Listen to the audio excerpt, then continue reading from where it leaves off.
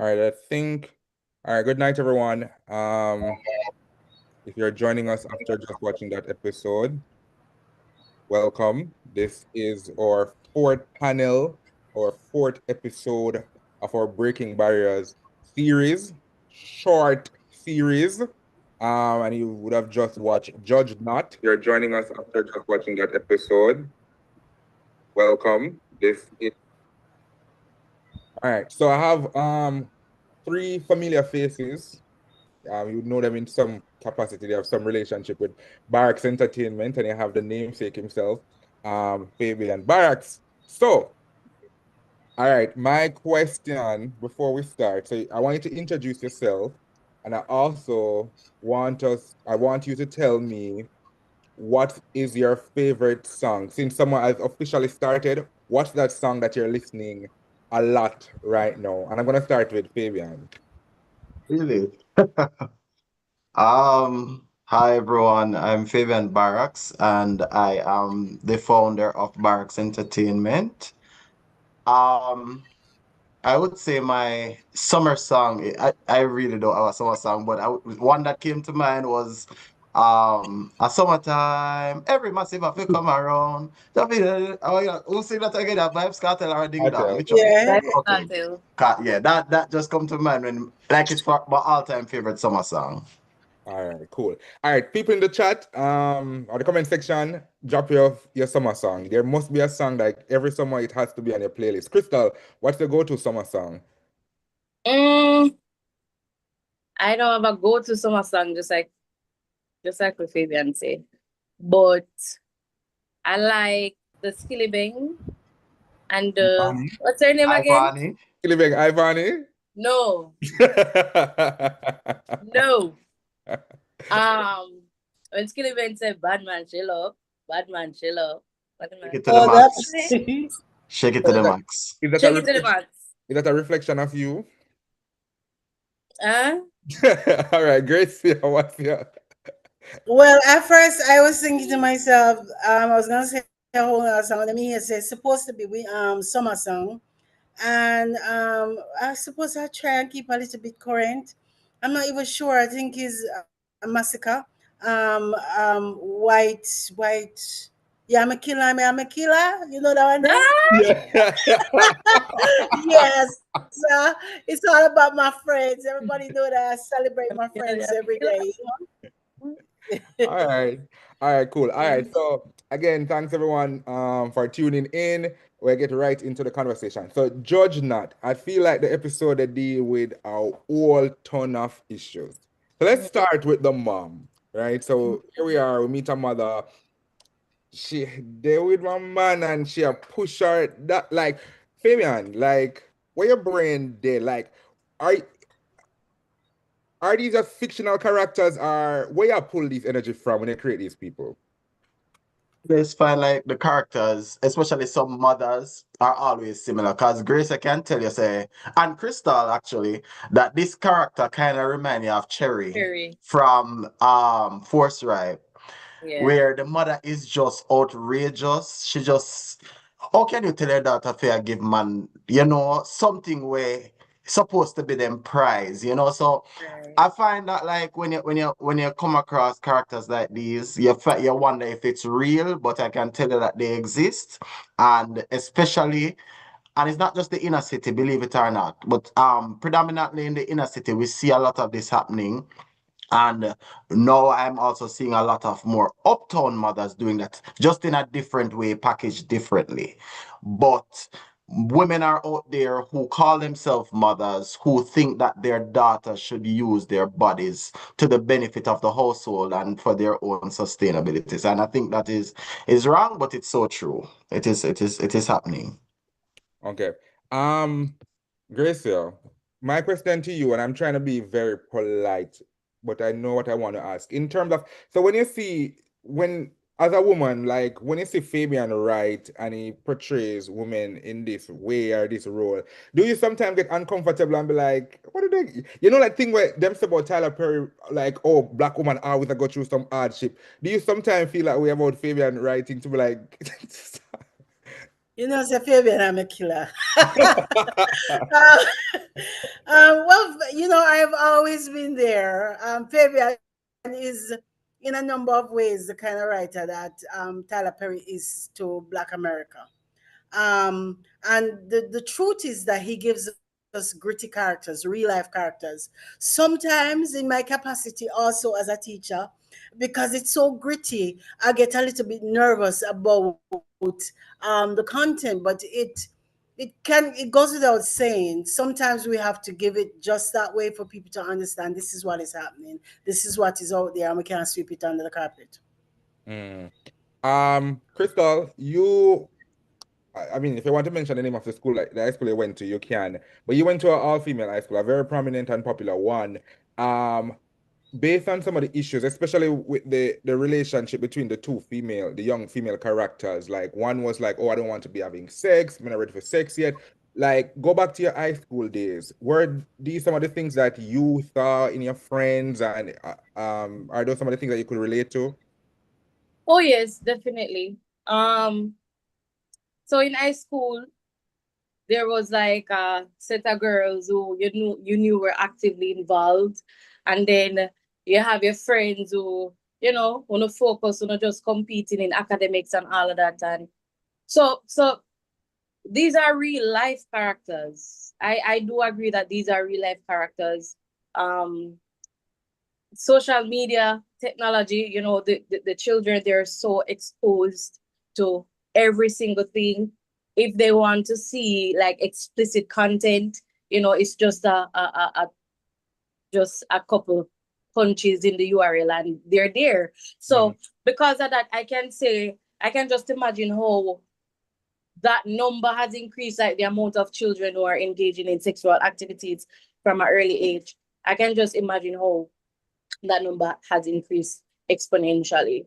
But yes, it was very much evident, and you could tell in high school. But I was not a part of that clique. I was a good girl. Krista, I know your fingers crossed. You cross No, your no.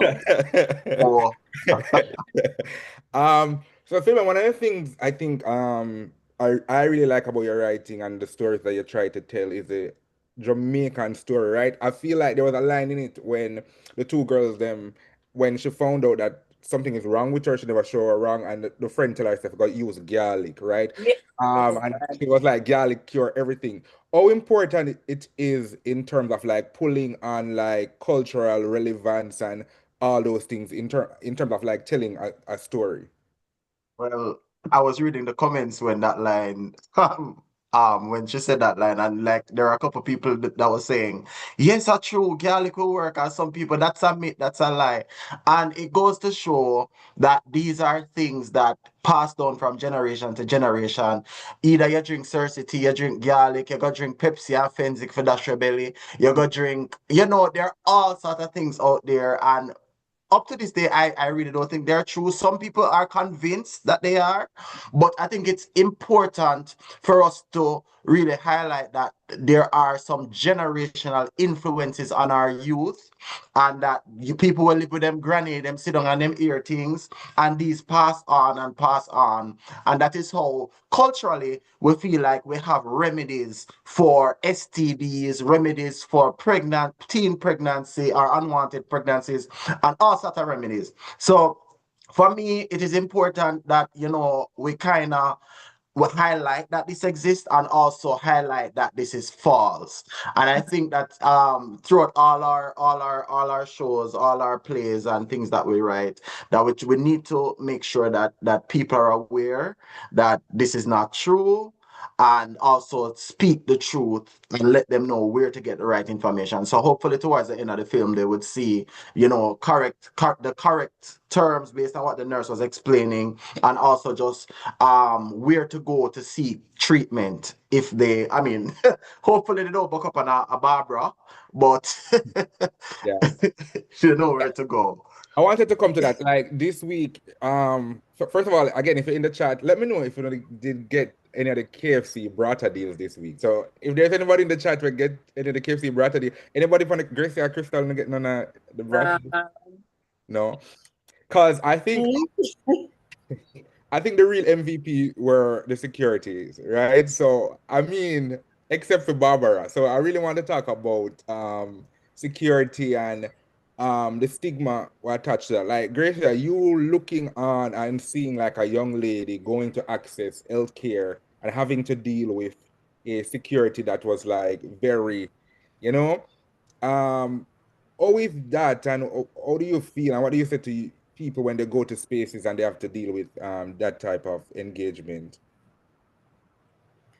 I don't know, Jerome. Jamaican security is Jamaican security are the type of persons that you have to kind of brace up yourself to deal with because finally them get some power.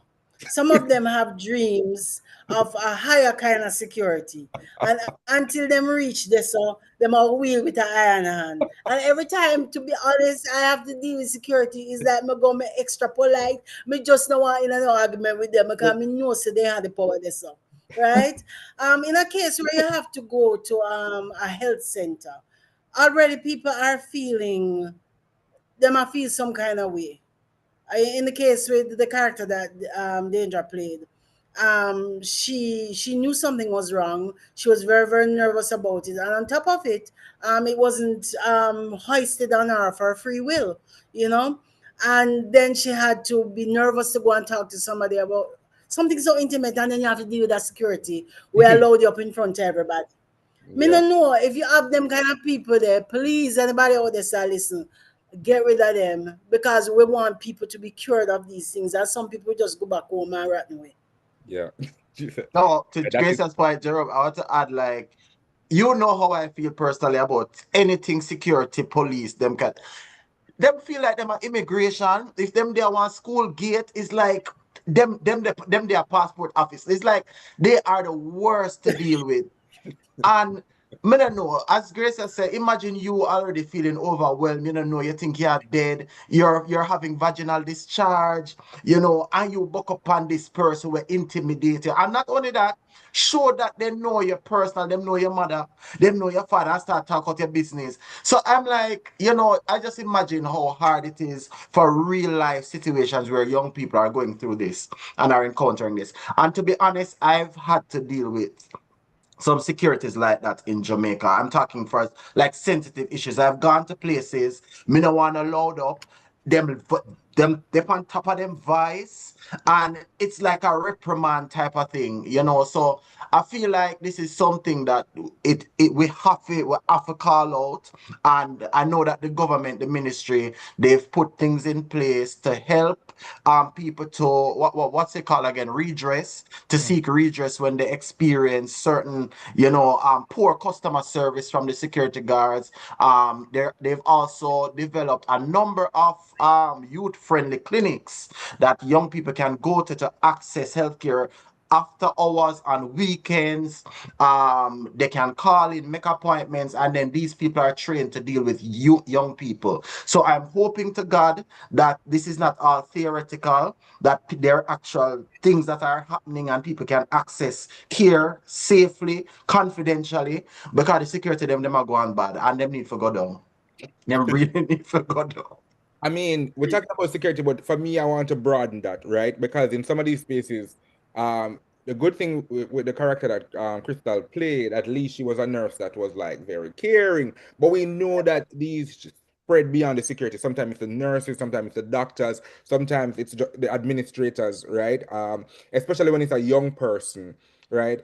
So Crystal, my question then to you, like being honest, like, do you feel like if you were going through what the character was going through, you're having vaginal discharge or anything, right?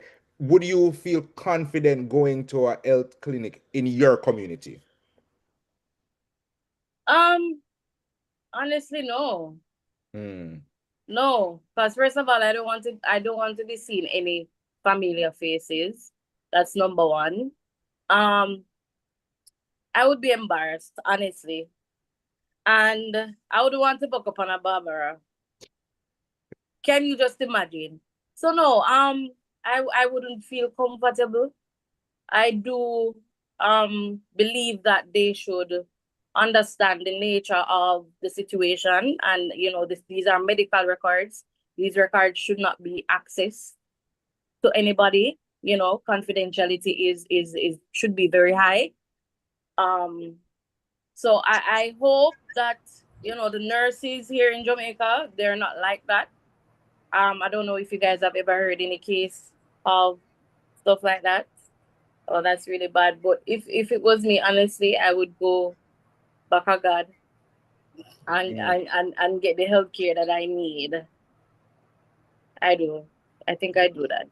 Yeah, and I feel like people have to understand the domino effect of that, because that's why sometimes when you go to certain health centers, they are like always crowded, because people will live away and then rather travel and go to this one more than utilize the one in their communities, because they can't trust the persons in their community. So I know that the Ministry of Health has been doing like a lot of work in terms of like beefing up their community health centers and all of that. So kudos for that. But I'm just hoping that the actual human resource in these spaces are actually like taking, to Crystal point, confidentiality very, very serious. All right. Fabian, what message, my last question about this episode before we just like chat a little bit more about writing and directing. What message were you hoping to get across with this episode? Judge not. What was the point of this? Well, I think the main message, because we all know that this program has been sponsored by Caribbean Vulnerable Coalition and strengthening access to healthcare in Jamaica by the people of Canada, by the government of Canada. So what this message was to promote access to healthcare for young people, you know, again, dispelling a lot of myths and letting them know that there are youth-friendly spaces available that they can seek safe healthcare. And I'm hoping that it came across strong. You know, we also want young people not to be fearful. And, you know, the concept of judging people is something Right. coming from biblical days. We're dispelling that. We're saying, judge not, don't judge young people. We all are going to make mistakes. We all have made mistakes. Some of us start very early having sex, you know, and that's also because of the household sometimes that we grow up in, and just the feeling that we need to explore. And it's natural to explore. It's an urge that we get, you know, and if we don't have proper guidance, we're gonna end up making some mistakes. So I think Judge Not is definitely a call to action for adults, for other young people, for everyone watching, to understand that young people are gonna make mistakes and they're gonna encounter certain things, and we should not be judgeful. We should not, you know, cast any form of judgment on them, but rather provide them with options and seeking proper healthcare and proper, you know, guidance to access services that they need. And not just sexual and reproductive health, but also mental health. Right. And as we saw with the counselor, she was very much, you know, like a friend to Gina in the character. So I think overall, Judge Not, just not judging young people and providing them a space where they can seek the right care. Yeah. Yeah. Right. So gonna shift gear a little. I want to know what's happening in everybody's life and what we're up to. And people, if you're in the comment section and you have any question, especially for Fabian, now is the chance to let us know what those questions are. Crystal, if we turn on the TV now and go up on HBO, I can find you on HBO. But what else are going Yeah. like? By the way, that's big. That's really, really big, and I'm really happy. I'm proud of you. I tell you that Thank as much you. as I can. But what going? I know sometime Mr. WhatsApp you're on the stage. Like, what's happening? What's been happening with Crystal? Okay, so I was also casted in another film. It's a UK Jamaican film. I got a tiny part, but you know, still making moves and networking in the space. So it's called Inheritance. So you guys can look out for that. Also, today I was at the JCF Expo. I was representing. Yes, I was representing my division, and it was so fun. It was so fun. It was very interactive, and I don't know. I'm just grateful. I'm just happy for this journey that I'm on. I see growth. I love the fact that I'm taking a lot of initiative, and I still feel like I'm serving, you know, because I'm there, and Bala fans come up to me. They're asking for pictures. You know, they're just so excited to see me. So aside from that, you know, they're seeing me in a different capacity. So this time I'm teaching them something, I'm teaching them about cybercrime, cybersecurity. So I just feel full. I just feel blessed. I feel grateful. And there's a lot more to come. Yeah, I do believe so. I honestly love watching your journey. I'm excited about it. I feel like I can live vicariously through you because I will never be on a stage or anything, but I love I love to see your growth. Thank Gracia, you. yeah, okay, direct, you're right. What's happening now? What going on in your life? As the weed brownie from the kids cooled off. What? I'm, Oh, I'm you mean from Bala? yes, Yeah, from honestly, me, Paddy. I'm not talking your real business out here. We're talking about I was like, we brownie. Yeah. Me a dipping everything these last days. Well, I've been dipping for a while in a good way. Yeah, so I am directing. I was very, very honored when Fabian called to ask if I would co-direct alongside Rory and Zuri for the Breaking Barrier episodes, the groundbreaking, and that's the beauty. I digress, but that's the beauty of Barracks Entertainment. We teach, but we teach in an entertaining way. So I was very, very honored to be asked to direct some of the episodes, and it's not new, but I think for film it's certainly new. It's not new for stage. I do direct a lot for stage. Congrats. Yes, thank you, darling. That's growth. Yeah. Yeah. So all what right. was the question? I forgot. No, you did answer. I was asking you, what are you up to? So if there any particular project you want to shout out, that you're working. Well, I recently directed a piece for the Tentastic Theatre Festival. Oh, I forgot that too. Yes, and I was so happy to see Crystal who took Yes. the stage. Gracia was the first Yes. person to come backstage. Like at the moment when I come up, but just see somebody with open arms. Crystal, you mash up the place. All right.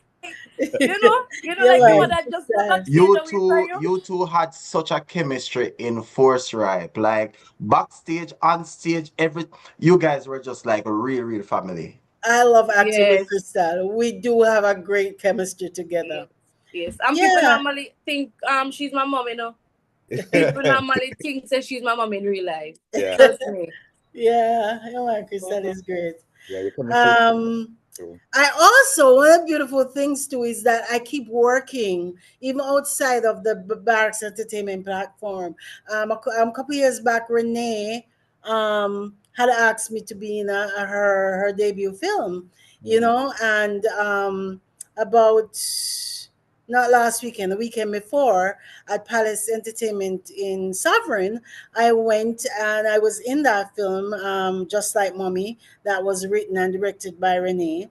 And it was great to see myself up there on the big screen. It was great that it was directed by Renee because Renee is one of my former students. And I'm thinking, my Oh, God, how things come full circle that I'm yes. now in a piece directed by one of my students. Can we Yeah, watch that? That's dope. yeah.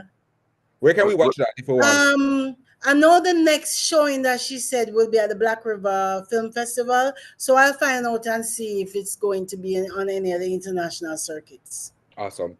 Mm. I want to add, Jerome, before we go. I know everybody keeps asking about Bala. I'm asking about Bala too. I want to take this opportunity to really say that, guys, we have been trying very hard to raise funds for Bala. It is very expensive, and I have to really speak about this because our government is not very supportive of the arts. Initially last year, they said they launched $1 billion for JSDI, Jamaica Screen Development Initiative, which is giving $1 billion to creatives who are doing films. We applied as Bala and we were told that we were selected to move on to another round. It took delays upon delays, and only 2 months ago, we were then given another letter actually a month ago, we were given another letter to say that we are now put on a waiting list because they have no more funds remaining. People, this is $1 billion.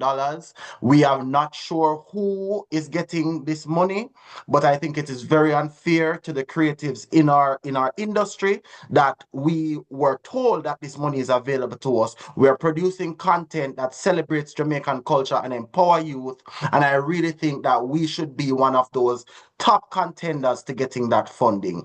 And I will call on the Jampro team, the Ministry of Culture, Babsy Grange. We need some accountability. And I hope this goes all over Pinkwall, everywhere. We need accountability for that $1 billion that you promised to the creative industry. We need answers now. We're not saying that we should get that money because we are not obligated to getting anything from the government. But what we want is accountability. Do not use the creative industry as a scapegoat and say that you're giving us money. And then because election is coming up, money suddenly disappears. Publish a list with every single person who got money from that $1 billion. And that is all I will say. Thank you. Well, that's that. My question was gonna be, what's next for Barak Entertainment? So you have dealt We're with gonna that. protest. We're gonna protest. That's what we're gonna do.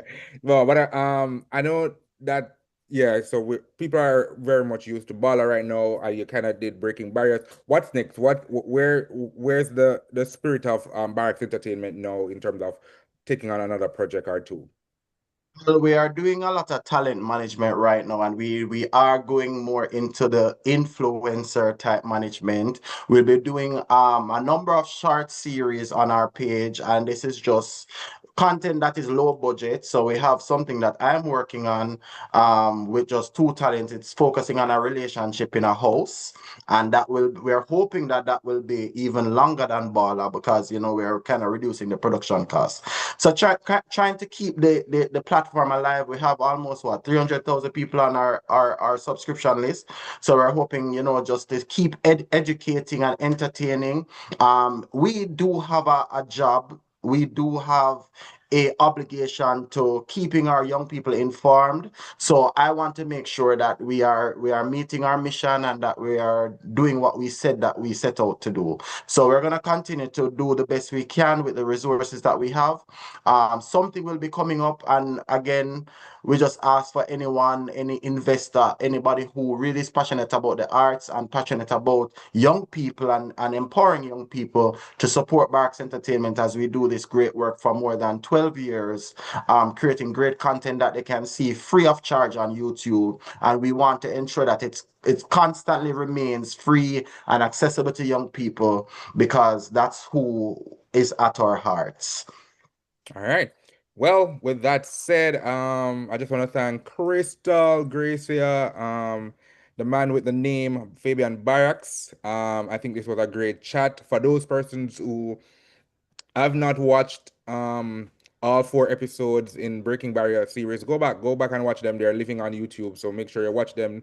It's not just entertaining, there's great knowledge. And even if it's not for you, there's somebody in your community where you maybe need to tell about these resources, or just arm you with information that you can use to help persons around you. So please go and watch those episodes. And it's easy, just click the share button, like, and remember to always subscribe. As Fabian says that Barak Entertainment will continue to create.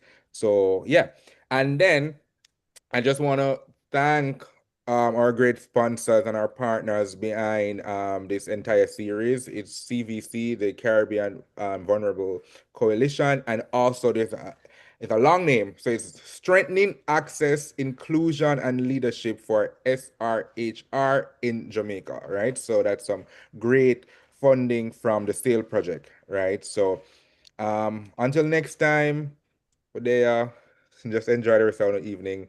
And I mean, if I didn't get KFC, I'm sure the KFC lines are much shorter. Go finish in the evening. On a Friday night, I doubt it's much shorter. All right, later, everybody. Bye. Thank you. Bye.